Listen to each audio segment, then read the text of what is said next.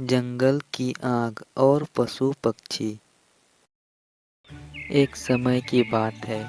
एक घना जंगल था जिसमें हर तरह के छोटे बड़े जानवरों और पक्षियों का बसेरा था। उसी जंगल के एक पेड़ के डाली पर घोंसला बनाकर एक नन्हे गिलहरी भी रहा करती थी।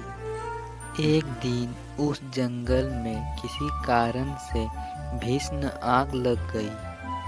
जंगल में लगे आग देखकर पशु पक्षी इधर उधर अपनी जान बचाने के लिए रास्ता ढूंढने लगे। कुछ ही देर में आग की लपटें तेज हो गई। जब पूरा जंगल में भगदड़ मच गई, सब इधर उधर जंगल छोड़कर भागने लगे। जिस पेड़ पर नन्ही गिलहरी रहा करती थी, वह भी आग की चपेट में आ गया।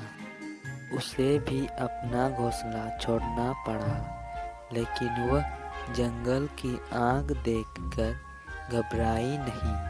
वह तुरंत नदी के पास गई और अपनी मुंह में पानी भरकर जंगल की ओर लौटी।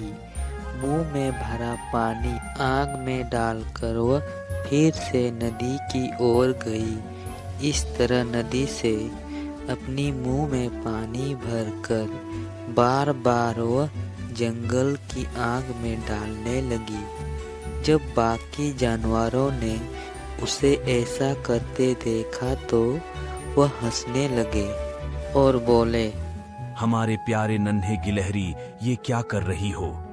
मुंह भर पानी से जंगल की आग बुझा रही हो। मूर्खता छोड़ो और अपने प्राण बचाकर भागो।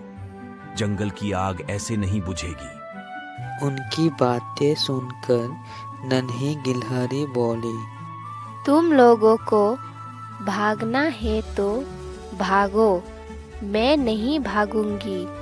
ये जंगल मेरा घर है और मैं अपने घर की रक्षा के लिए अपना पूरा प्रयास करूंगी।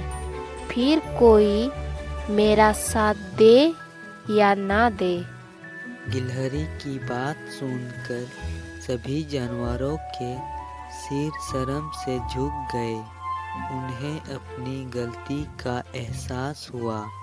सबने नन्हे गिलहरी से क्षमा मांगी और फिर उसके साथ जंगल में लगी आग बुझाने के प्रयास में जुट गए। अतः उनकी मेहनत रंग लाई और जंगल में लगी आग बुझ गई। कहानी की सीख: विपत्ति चाहे कितनी ही बड़ी क्यों ना हो, बिना प्रयास के कभी भी हार नहीं मानना चाहिए।